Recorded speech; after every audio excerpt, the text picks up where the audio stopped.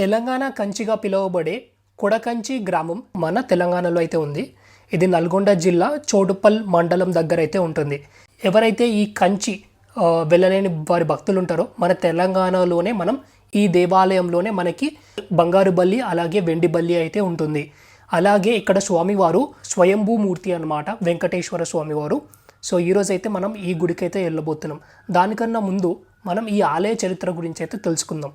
So ఈ ఆలయ చరిత్ర ఏంటంటే 1000 ఏళ్ల క్రితం అల్లాని వంశస్థుడైన అల్లాని రామోజీరావు గారికి స్వామివారు కలలోకి వచ్చి మంబాపూర్ అటవీ ప్రాంతంలో తన విగ్రహం ఉందని దాన్ని తీసుకువచ్చి పూజలు చేయించాలని ఆదేశించారు. దీంతో అల్లాని వంశస్థులందరూ కలిసి స్వామివారి విగ్రహం కోసం వెతికారు. అయినా ఫలితం లేకుండా పోయింది. దాంతో మరోసారి అల్లాని రామోజీరావు స్వామివారిని తలుచుకొని నిద్రించారు. కలలోకి వచ్చి తెల్లవారిలోపు మీ ఇంటి ముందు ఓ గరుడు పక్షి ఉంటుందని, ఆ గరుడు పక్షే నేనున్న స్థానానికి తీసుకొని వెళ్తుంది అని తెలిపారు. మరుసటి రోజు ఆ గరుడ పక్షి వెంటనే అల్లాని వారసులు వెళ్ళారు. ఆ అడవిలో ఒక పుట్టలో స్వామివారి విగ్రహం కనిపించింది. అప్పుడు అల్లాని వారి వంశస్థులైన అన్నదమ్ములు మాకు కావాలి అని అనుకున్నారు. అప్పుడు వారు ఒక నిర్ణయానికి వచ్చి మీ ఎద్దుల బండి మా ఎద్దులను కడదాం, అవి ఎక్కడికి పోతే అక్కడ స్వామివారిని అక్కడ ప్రతిష్ఠిద్దామని అనుకుంటారు. అప్పటికే చీకటి పడడంతో అందరూ నిద్రించారు. మరుసటి రోజు లేచి చూడగా కొడకంచి ఊరి చివర అడవిలో ఉన్న పెద్ద కొండపై స్వామివారి స్వయంభుగా వెలిశారు. అప్పుడు అల్లాని రామోజీరావు గారు ఆ గుట్టపైనే స్వామివారికి ఆలయం నిర్మించారు. అప్పుడు అల్లాని రామోజీరావు గారు ఆలోచించారు ఏ విధంగా స్వామివారికి పూజలు నిర్వహించాలని అనుకున్నారు. అప్పుడు కంచిలో ఏ విధంగా పూజలు నిర్వహిస్తారో అదే విధంగా పూజలు నిర్వహిస్తూ ఉన్నారు. కంచిలో ఏ విధంగా బంగారు బల్లి అలాగే వెండి బల్లి ఉంటాయో ఈ కొడకంచిలో కూడా బంగారు బల్లి అలాగే వెండి బల్లిలు ఉంటాయి. ఈ ఆదినారాయణ ఆలయానికి ఎదురుగా మనకైతే బ్రహ్మసూత్రం కలిగిన శివలింగం అలాగే దానితో పాటు మనకి ఆంజనేయ స్వామివారి గుడి కూడా ఉంటుంది ఇక్కడ. సో ఇక్కడ మనకి గణేశులు వారు అలాగే మనకి లెఫ్ట్ సైడ్లో మనకి బ్రహ్మసూత్రమైనటువంటి శివలింగం కూడా ఉంది. ఇప్పుడైతే మనం ఆంజనేయ స్వామి వారిని అయితే దర్శించుకుందాం.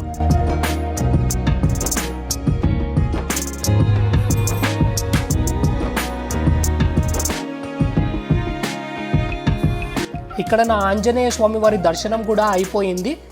ఇదిగోండి ఇక్కడ మనకి నందీశ్వర స్వామివారు, కరెక్ట్ నందీశ్వర స్వామి వారికి ఎదురుగా మనకైతే ఎంతో పుణ్యం చేసుకుంటే కానీ మనకి ఈ బ్రహ్మసూత్ర శివలింగం అనేది దర్శనం కాదండి.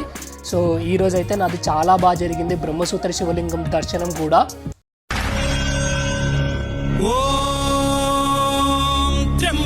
యజామహే సుగంధిం పుష్టివర్ధనం ఉర్వారుకమివ బంధనాన్ మృత్యోర్ముక్షీయమామృతాత్ యో రుద్రో అగ్నవ్యో అప్సుయ ఓషధీషు యో రుద్రో విశ్వాభువనా వివేశ తస్మై రుద్రాయ నమో అస్తు తముష్టు హి యస్విషుః సుధన్వాయో విశ్వస్య క్షయతి భేషజస్య యక్ష్వా మహేశౌ మనసాయ రుద్రన్నమో దేవమసురం దువస్య అయం మే హస్తో భగవాన్ అయం మే భగవత్తరః అయం మే విశ్వభేషజోయం శివాభిమర్శనః ఏతే సహస్రమయుతం పాశాం మృత్యోమర్త్యాయ హంతవే తాన్ యజ్ఞస్య మాయయా సర్వాన్ వయజామహే మృత్యవే స్వాహా మృత్యవే స్వాహా.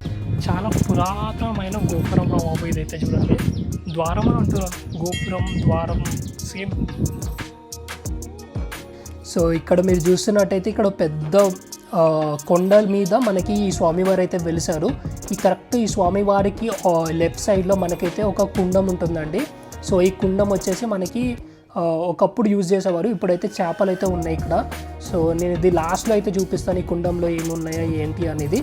సో ఇప్పుడైతే మనము బయట నుంచి అయితే మనం చూస్తున్నట్టయితే మనకి గుడి అనేది ఇలా ఉందండి. గుట్టలాగా ఉంది కదా, గుట్టలాగా ఉండి దాని మీద అయితే మనకి నిర్మించారు ఈ గుడిని అయితే.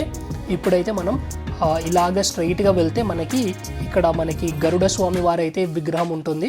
సో గరుడ స్వామి వారిని కూడా మనం అయితే దర్శనం చేసుకుందాం.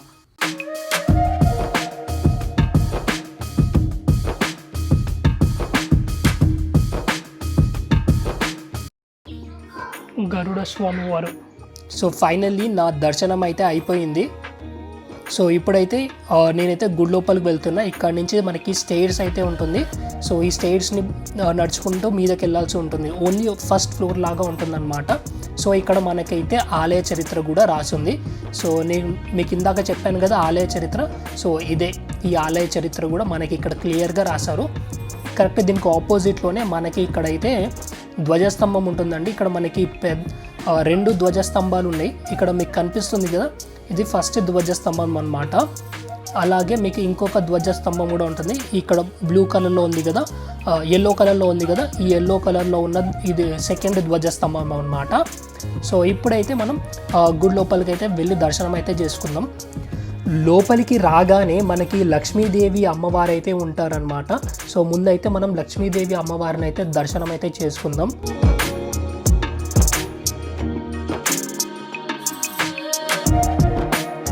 లక్ష్మీదేవి అమ్మవారిని అయితే దర్శనం చేసుకున్న తర్వాత మనకి లెఫ్ట్ సైడ్లో ఇంకొక చిన్న ఉప ఆలయం అయితే ఉంది.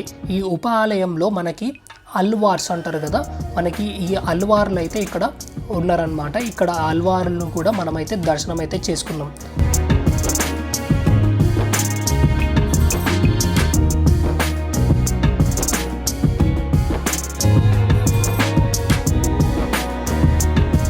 అల్వార్ని కూడా దర్శనం అయిపోయాక ఇక్కడ మీకు ఈ కంచిలో ఉండే ఏ విధంగా అయితే ఉంటుందో బంగారు బల్లి అలాగే వెండి బల్లి, సో మనకైతే ఇక్కడైతే కనిపిస్తూ ఉంటుంది బంగారు బల్లి అలాగే వెండి బల్లి కూడా.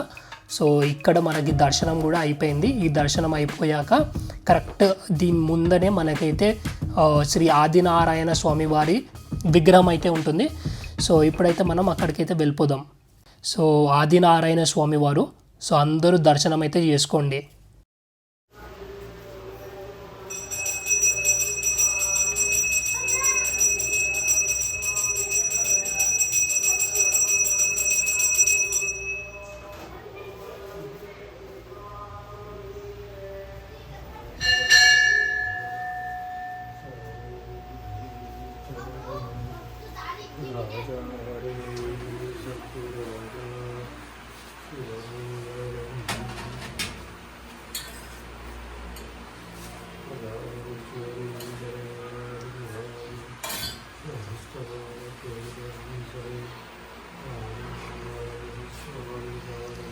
సో ఆదినారాయణ స్వామి వారి దర్శనం అయితే ఇప్పుడు నాది అయిపోయిందండి.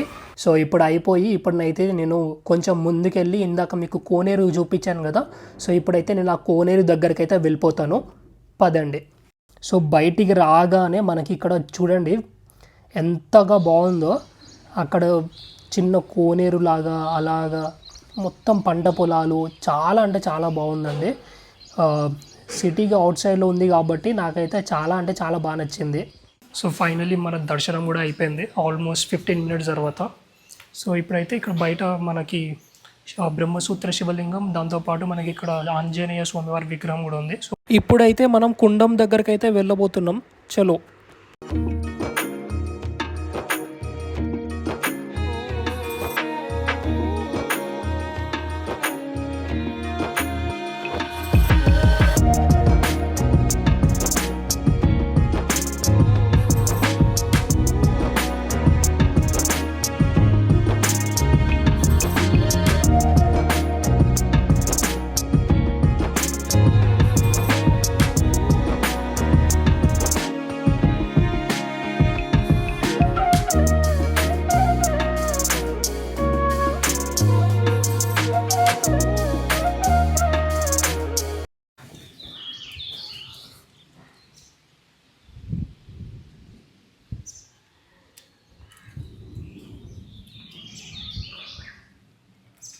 పైన చూస్తున్నారా, చాలా అంటే చాలా పురాతనమైన గోపురం అన్నమాట. ఇదైతే మన వెనకలో ఉన్నది, ఇది ద్వారం అన్నమాట.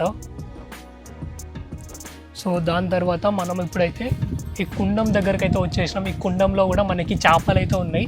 సో ఈ చేపలు అన్ని బ్లాక్ కలర్లో అయితే మనకి చేపలు కూడా ఉన్నాయి.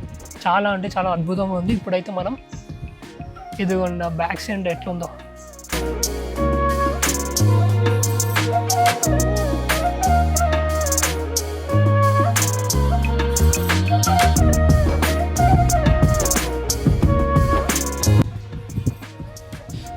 ఇప్పుడైతే బయటికి వెళ్ళిపోతాం పదండి.